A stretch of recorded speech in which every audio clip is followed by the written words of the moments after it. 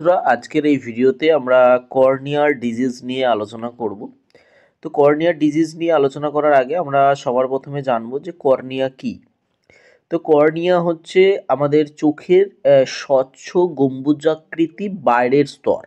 ঠিক আছে, একদম বাইরের লেয়ার, এক্সটার্নাল লেয়ারকে আমরা কর্নিয়া বলে থাকি। সেটা একটা ট্রান্সপারেন্ট লেয়ার হয়ে থাকে। এই যে ছবিটা যেটা দেখতে পাচ্ছ বা বাইরে থেকে আমরা এই যে কালোমণিটা দেখতে পাই, এই কালোমণির উপরে একটা এরকম সাদা স্বচ্ছ লেয়ার থাকে, যেটাকে আমরা কর্নিয়া বলে থাকি। তো এই যে কর্নিয়ায় যদি কোনো সমস্যা হয় তাহলে কিন্তু আমাদের দৃষ্টিশক্তি কমে যায়, তার সাথে সাথে চোখে ব্যথা হয় এবং আমাদের চোখে একটা অস্বস্তিকর বা ইরিটেশন ভাব হয়। তো কর্নিয়ার এই রোগগুলো কি কি সেগুলো নিয়েই আজকের এই ভিডিও। তো প্রথমে আসছে কর্নিয়াতে ইনফেকশন হতে পারে। ইনফেকশন বলতে সেটা কর্নিয়াতে আলসার বা কর্নিয়াতে আলসার বা কেরাটাইটিস যেটাকে বলে থাকি। ঠিক আছে, কেরাটাইটিস মানে কর্নিয়ার ইনফ্লামেশন। তো সেটাও হতে পারে। তো এই কেরাটাইটিস কত রকমের হতে পারে? সেটা 4 রকমের হতে পারে। তার মধ্যে প্রথম যেটা হচ্ছে সেটা হচ্ছে ব্যাকটেরিয়াল কেরাটাইটিস, দ্বিতীয় হচ্ছে ভাইরাল কেরাটাইটিস, 3 নম্বর হচ্ছে ফাঙ্গাল কেরাটাইটিস এবং 4 নম্বর অ্যামিবিক কেরাটাইটিস।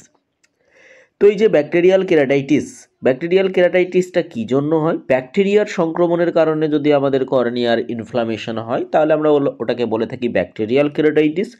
ভাইরাসের কারণে যদি কেরাটাইটিসটা হয়ে থাকে তাহলে সেটাকে আমরা বলে থাকি ভাইরাল কেরাটাইটিস। দেন ফাঙ্গাসের কারণে যে কেরাটাইটিসটা হয়ে থাকে সেটাকে আমরা বলে থাকি ফাঙ্গাস কেরাটাইটিস বা ফাঙ্গাল কেরাটাইটিস। দেন অ্যাকান্থামিবা নামক যে প্যারাসাইট রয়েছে তার কারণে যদি হয়ে থাকে সেটাকে আমরা বলে থাকি অ্যামিবিক কেরাটাইটিস। তো এরপরে যেটা দ্বিতীয় পার্টে আসে, দ্বিতীয় পার্টে যেটা হচ্ছে কর্নিয়ার ওপাসিটি বা কর্নিয়া ঘোলা হয়ে যাওয়া। আমরা অনেকেই দেখতে পেয়েছি, ছবিতে তোমরা দেখতে পাচ্ছ এরকম কর্নিয়া সাদা হয়ে যায়।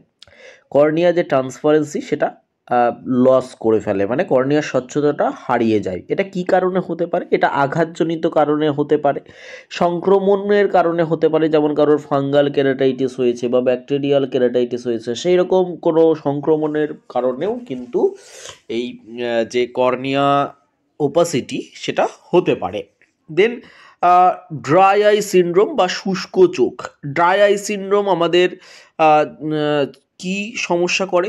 চোখটাকে শুকিয়ে ফেলে, মানে চোখে যে জলের সাপ্লাই সেটা কমিয়ে যায়, যার ফলে আমাদের কর্নিয়াটা শুষ্ক হয়ে যায় এবং কর্নিয়া ক্ষতিগ্রস্ত হয়। দেন কর্নিয়াল ডিস্ট্রফি এটা দুটো ভাগে রয়েছে, একটা হচ্ছে কেরাটোকোনাস আর একটা হচ্ছে ফুচস ডিস্ট্রফি। কেরাটোকোনাস বলতে কর্নিয়ার যে আকৃতি সেটা স্বাভাবিক যে গম্বুজের আকৃতি সেটা থেকে পরিবর্তিত হয়ে যায়। আর ফুচস ডিস্ট্রফি কর্নিয়ার ভিতরের কোষ, যেটাকে আমরা বলে থাকি এন্ডোথেলিয়াম, সেই এন্ডোথেলিয়াম যদি নষ্ট হয়ে যায়, ঠিক আছে, এন্ডোথেলিয়াম নষ্ট হয়ে গেলে সেইটা হচ্ছে আপনার আমাদের ফুচস ডিস্ট্রফি ফর্ম করে। ঠিক আছে, এরপর ট্রমা বা আঘাতজনিত কারণে। ট্রমা বা আঘাতজনিত, কর্নিয়াতে কোনো কারণে যদি আঘাত লাগে বা কোনো ধরুন কোনো কিছুতে খোঁচা লেগে কর্নিয়াটা কেটে গেছে বা কেমিক্যাল বার্ন হয়েছে, তার ফলেও কিন্তু আমাদের কর্নিয়াতে সমস্যার সৃষ্টি করে, মানে কর্নিয়াল ডিজিজ ফর্মড হয়।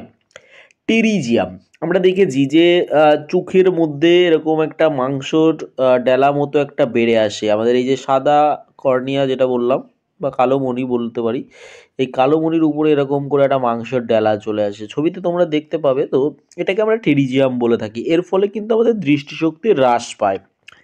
দেন অটো ইমিউন ডিজিজ যেমন স্যোগরেনস সিনড্রোম, রিউমাটয়েড আর্থ্রাইটিস, এইগুলোর কারণেও কিন্তু আমাদের কর্নিয়া ক্ষতিগ্রস্ত হয়।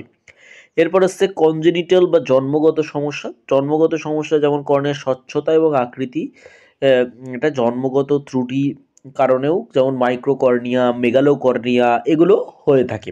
তো সাধারণত কর্নিয়াল ডিজিজ বলতে আমরা যেটা বোঝাচ্ছি সেটা হচ্ছে কর্নিয়াতে কোনো কারণে ইনফেকশন হয়ে গেছে, সেটা viral keratitis, bacterial keratitis, fungal keratitis, amoebic keratitis, এগুলো হতে পারে।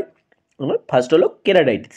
2 নম্বর হচ্ছে ওপাসিটিটা কি জিনিস? সেটা ইনফ্লামেশনের কারণে হতে পারে, আঘাতজনিত কারণেও হতে পারে। 3 নম্বর হচ্ছে ড্রাই আই সিনড্রোম। 4 নম্বর কর্নিয়াতে ডিস্ট্রফি হলো, সেটা হচ্ছে কেরাটোকোনাস হতে পারে বা ফুচস ডিস্ট্রফি হতে পারে।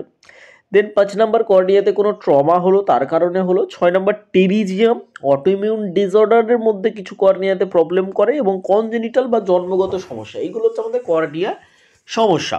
এইবার কর্নিয়াতে যে সমস্যা হচ্ছে তার কি কি লক্ষণ দেখা দেয়? লক্ষণগুলো কি কি? প্রথমত হচ্ছে চোখে ব্যথা ব্যথা অনুভব হয়, দৃষ্টিশক্তি ঝাপসা হয়ে যায়, আলোর প্রতি সংবেদনশীল হয়ে যায়, চোখ লাল হয়ে যায়, কর্নিয়ার যে সাদা অংশ সেটাতে একটা দাগ দেখা দেয়, ঠিক আছে? কর্নিয়ার যে স্বচ্ছ অংশ সেটাতে একটা সাদা বা ধূসর দাগ দেখা দেয়। এবার চিকিৎসা। চিকিৎসা হচ্ছে প্রথমত কর্নিয়াতে কি সমস্যা হয়েছে। যদি কোনো সমস্যা দেখা দেয় কর্নিয়াতে বা চোখে যদি কোনো সমস্যা দেখা দেয়, অবশ্যই একজন নিকটবর্তী অপটোমেট্রিস্ট বা অপথ্যালমোলজিস্টের কাছে গিয়ে আপনাকে কন্ট্যাক্ট করতে হবে। এবার দেখা যাচ্ছে ওনাদের কাছে গেলেন, ওনারা সেই বুঝে আপনার ট্রিটমেন্ট বা আপনাকে রেফার করে দিল কর্নিয়া ক্লিনিকে। এইগুলো যখনই চোখের কোনো প্রবলেম হবে অবশ্যই আপনি চোখের ডাক্তারের কাছে যাবেন। তো এই যে কর্নিয়ার যে সমস্যা, এইটা কিন্তু আপনি নিজে থেকে কোনো স্টেরয়েড বা কোনো রকম ড্রপ আপনি ব্যবহার করবেন না। সেটা ডাক্তার তার এক্সপিরিয়েন্স অনুযায়ী এবং ডায়াগনোসিস করে তিনি তার মতো করে মেডিসিন প্রেসক্রাইব করবেন। ওকে? তো ভিডিওটা ভালো লেগে থাকলে অবশ্যই ভিডিওটিকে লাইক করুন। ওকে? ধন্যবাদ।